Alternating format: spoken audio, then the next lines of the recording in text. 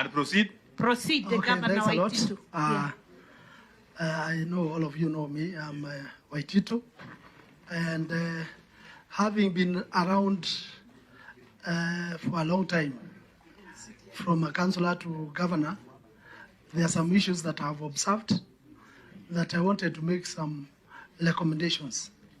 One of them is on education.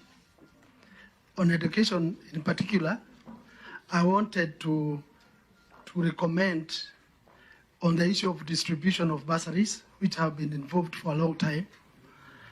I wanted to suggest and recommend that they be removed from the CDF of the Member of Parliament, because the manner in which bursaries are distributed is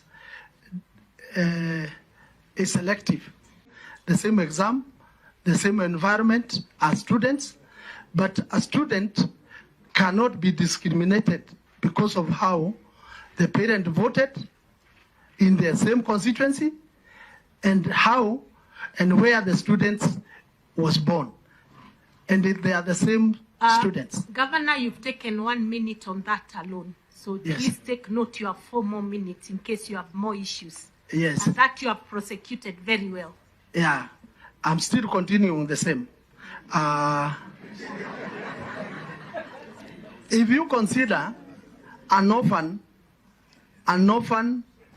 in Rodwa, it is the same orphan in Kajiado. So both orphans should get the equal amount of funding from the government. So as far as I'm concerned, and I know that is a concern to so many other people, distribution of bursaries should be given to a national body, just like the way university is given to help, so that distribution of bursaries can be national. Let the Member of Parliament just oversee the distribution The point is made. the counties. But the drafters of the Constitution did not do or did not intend to hear or even to imagine that it was going to be used politically by some other leaders. But as it is now in our country, and as it happened to me, when I fall off, when I went into the bad books of the regime that was there, they drafted and planned and on how to get me out of office. And that will happen to so many other governors in future. I think there's a proposal, Governor. My proposal is... No. I'm just suggesting to you, the Yes. Council of Governors was before us. Yes. And they addressed the same issue. What they are proposing Yes. is that we tighten the nuts on the impeachment process, but also make it 2 years, was it? What were they suggesting? We cushion the governors for 2 years, at least for them to form the government to perform. What would you say? My issue is different. What my suggestion was, because the drafters of the Constitution, the initial idea of impeachment was not meant to be political. It was meant to check the excesses of the governors. My suggestion is, because impeachments will continue, I'm not opposed to impeachments. 6, you are supposed to suffer politically throughout your life. It is unfair. It's for 10 years, Governor. It's not for... No, even 10 years.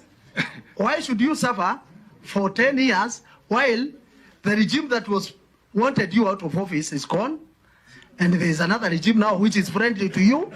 Why should you be affected because of that regime that has gone home? It should be made to be clear.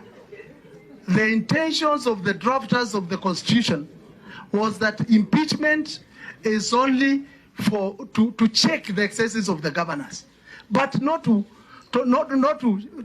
make sure that you are always politically light with the leadership in the presidency level. Otherwise, so many other governors are going to suffer, and we must make sure that this committee takes care of all the loopholes that has been there in our Constitution.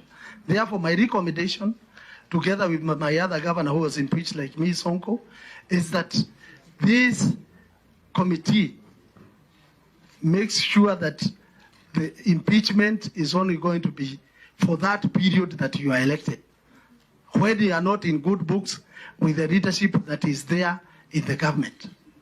Thank you so much.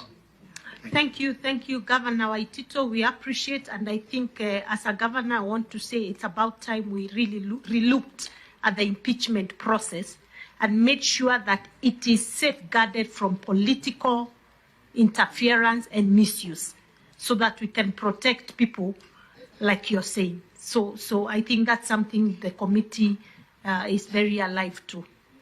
And Chair, if you have any document, I think we'll be happy to look at it on weaponization of the impeachment process. You raised a very, very salient point. Exactly. Thank you. In fact, just to tell this committee, I had people have signed an